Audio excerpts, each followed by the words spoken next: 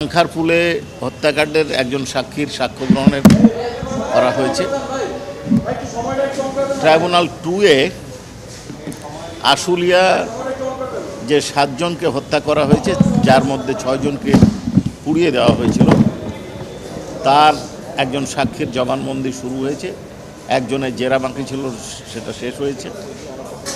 আর tribunal 2-এ যেটা উল্লেখযোগ্য ঘটনা, সেটা আপনাদেরকে সকালবেলায় আমার আর একজন প্রসিকিউটর গাজী মনোয়ার হোসেন তামিম জানিয়েছেন। শেখ হাসিনার ভাষায় রণক্ষেত্রের সহযোদ্ধা হাসানুল হক ইনুর বিরুদ্ধে মোট 8টি অভিযোগে ফরমাল চার্জ আমরা দাখিল করেছি। অনারেবল ট্রাইব্যুনাল 2 আমাদের ফরমাল চার্জ সংশ্লিষ্ট ডকুমেন্ট বিবেচনা করে আসামি হাসানুল হক ইনুর বিরুদ্ধে 8টি চার্জের অভিযোগ আমলে নিয়েছেন এবং আগামী 29 তারিখ প্রোডাকশন ওয়ারেন্ট, যেহেতু সে অন্য একটা মামলায় আটক আছে, তাকে অনারেবল ট্রাইব্যুনাল 2-এ হাজির করার নির্দেশ দিয়েছে। আপনাদেরকে যেটা আমরা জানাতে চাচ্ছি সেটা হচ্ছে, হাসানুল হক ইনু তৎকালীন ক্ষমতাসীন 14 দলীয় জোটের অন্যতম শরিক, জাসদের সুপ্রিমো। তিনি নিয়মিত তৎকালীন প্রধানমন্ত্রী শেখ হাসিনার সাথে যোগাযোগ রক্ষা করতেন, বিভিন্ন বিষয়ে পরামর্শ দিতেন এবং তিনি তার ঊর্ধ্বতন অবস্থান থেকে স্থানীয় এসপি এবং তার দলীয় ক্যাডার বাহিনীকে বিভিন্ন ধরনের নির্দেশনা দিতেন এবং শেখ হাসিনাকে সরকারের আইনশৃঙ্খলা বাহিনী এবং আওয়ামী লীগ এর অঙ্গ সংগঠন যুবলীগ, ছাত্রলীগ সহ বিভিন্ন সশস্ত্র ক্যাডারদেরকে বিভিন্ন ধরনের অপরাধ সংগঠনে উস্কানি দিয়েছিলেন। আমরা যে ডকুমেন্ট এখানে আজকে দাখিল করেছি তার মধ্যে হচ্ছে, গতকাল যেটা আপনারা দেখেছেন, শেখ হাসিনার মামলার বিশেষ তদন্তকারী কর্মকর্তা তানভীর হাসান জোহা শেখ হাসিনা এবং হাসানুল হক ইনুর মধ্যে 2টো ফোন আলাপ অনারেবল ট্রাইব্যুনালে উপস্থান করেছিলেন। সেই 2টো ফোন আলাপ আমরা বিশেষজ্ঞের মতামত সহ অনারেবল ট্রাইব্যুনালে উপস্থাপন করেছি এবং অনারেবল ট্রাইব্যুনালের কাছে ফোন আলাপের ট্রান্সক্রিপশন অর্থাৎ কথোপকথনের বর্ণনাটা দৃষ্টি আকর্ষণ করেছি। এছাড়াও উনি মিরর নাও নামক বোম্বাই ভিত্তিক একটা অনলাইন পোর্টালে সাক্ষাৎকার দিয়েছেন, সেই বিষয়টা দৃষ্টি আকর্ষণ করেছি এবং দাখিল করেছি। নিউজ 24-এ উনি একটা বক্তব্য দিয়েছেন, সেটা দাখিল করেছি। আরও একটা প্রিন্ট ইলেকট্রনিক্স মিডিয়ায় সাক্ষাৎকার দিয়েছেন, সেটা আমরা দাখিল করেছি। এছাড়াও তিনি কারফিউ জারির সময় কিভাবে সরকারকে সহযোগিতা করেছেন, সিদ্ধান্ত গ্রহণে কী ভূমিকা পালন করেছেন, শ্যুট অ্যাট সাইট অর্ডার কার্যকর করার ক্ষেত্রে কী ধরনের ভূমিকা পালন করেছেন তার বর্ণনা দিয়েছি। সামগ্রিক বর্ণনায় আমরা যেটা দেখতে পেয়েছি, তিনি নির্দেশনা যেটা দিয়েছিলেন, সেই নির্দেশনার বিষয়বস্তু ছিল ষড়যন্ত্র এবং নির্দেশনার, যে আন্দোলনকারী নিরীহ নিরস্ত্র ছাত্র জনতাকে শনাক্ত করতে হবে, ঘেরাও করতে হবে, ড্রোন এবং হেলিকপ্টার ব্যবহার করে প্রয়োজনে 36 সেনা নামিয়ে তাদেরকে বম্বিং করতে হবে, গুলি করতে হবে এবং এই নির্দেশনা তিনি তার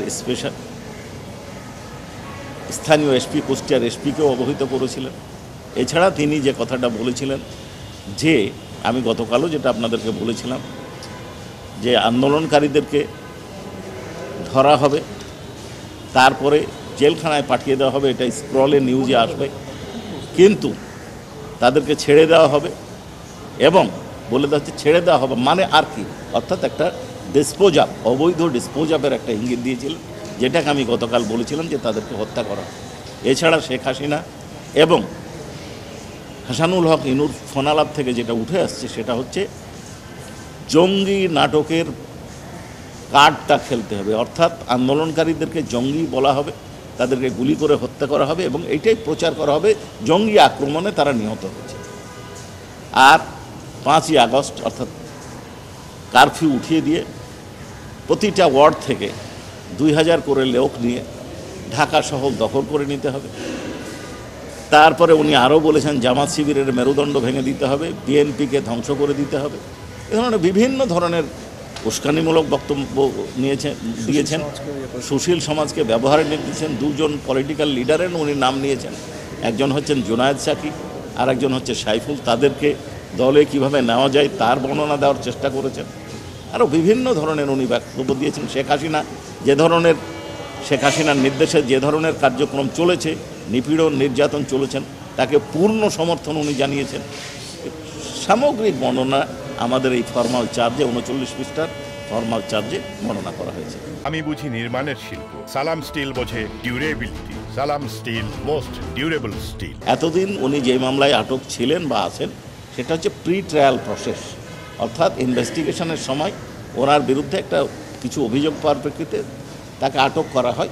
আটক করার পরে কেস চালু হয়েছে, ইনভেস্টিগেশন চলছিল।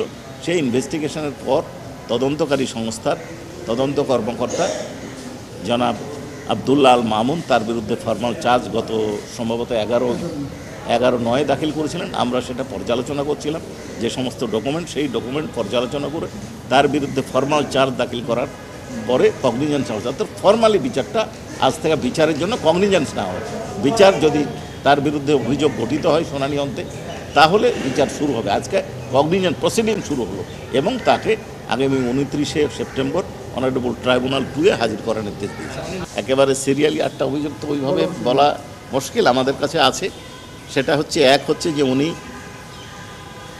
18 তারিখ মিরর নাওয়ের সাথে সাক্ষাৎকার দিয়ে উস্কানি দিয়েছেন। আরও অন্যান্য অপরাধ তার সাথে বর্ণনা আছে। 20 তারিখ উনি শেখ হাসিনার সাথে ফোন আলাপে যেটা জানিয়েছেন যে লোকাল এসপিকে নির্দেশ দেওয়া হয়েছে। লোকাল এসপি আগের দিন কী করেছেন তার বর্ণনা, অর্থাৎ ওই যে একটা ছেলেকে উনি বলেছেন পায়ে গুলি, কিন্তু বাস্তবে মাথায় গুলি করা হয়েছে, তার কপালে গুলি হয়েছে, সেই একটা চার্জসহ নির্যাতনের অভিযোগ আছে। শেখ হাসিনার সাথে আলোচনার জন্য 3য় নম্বর অভিযোগ আছে। 24-এর সাথে নিউজের সাথে সাক্ষাৎকারে যে আন্দোলনকারীদেরকে জঙ্গি, সাম্প্রদায়িক বিভিন্ন ট্যাগ দিয়ে সরকার যে দমন করছিলেন তাতে সহায়তা করেছেন, ষড়যন্ত্র করছেন, তার অভিযোগ আছে। কারফিউ জারির নির্দেশ দিয়েছেন, তার অভিযোগ আছে। তারপরে আবার 4 তারিখে কথা বলেছেন, কথা বলে আন্দোলনের যত কার্য গৃহীত হয়েছে সবগুলোকে সমর্থন করছে। মোট কথা ওনার বিরুদ্ধে অ্যাট এ গ্ল্যান্স যেটা সুপিরিয়র নেতৃত্বের দায় এবং সুপিরিয়র কমান্ড রেসপন্সিবিলিটি নির্দেশ, যেই কারণে সারা দেশে 1400-রও বেশি মানুষ নিহত হয়েছে, 25,000-এরও বেশি লোককে গুরুতর জখম করা হয়েছে। এই জখমীদের মধ্যে কারো 1 পা নাই, কারো 1 হাত নাই, কারো 1 চোখ নাই, কারো 2 চোখই নাই, কার মাথার খুলি উড়ে গেছে, কার চোয়াল নষ্ট হয়ে গেছে, অনেকের গায়ে 500-রও বেশি গুলি লেগে আছে। একজনের অন্তত এটা আমি পেয়েছি, কারো 1 শতাধিক গুলি আছে, যারা মৃত্যু যন্ত্রণায় কাতরাচ্ছে, কিন্তু ডাক্তার তাদেরকে অপারেশন করতে পারছে না, যে অপারেশন করলেই হয়তো মারা যাবে, আর যে বেঁচে আছে সে ছটফট করছে।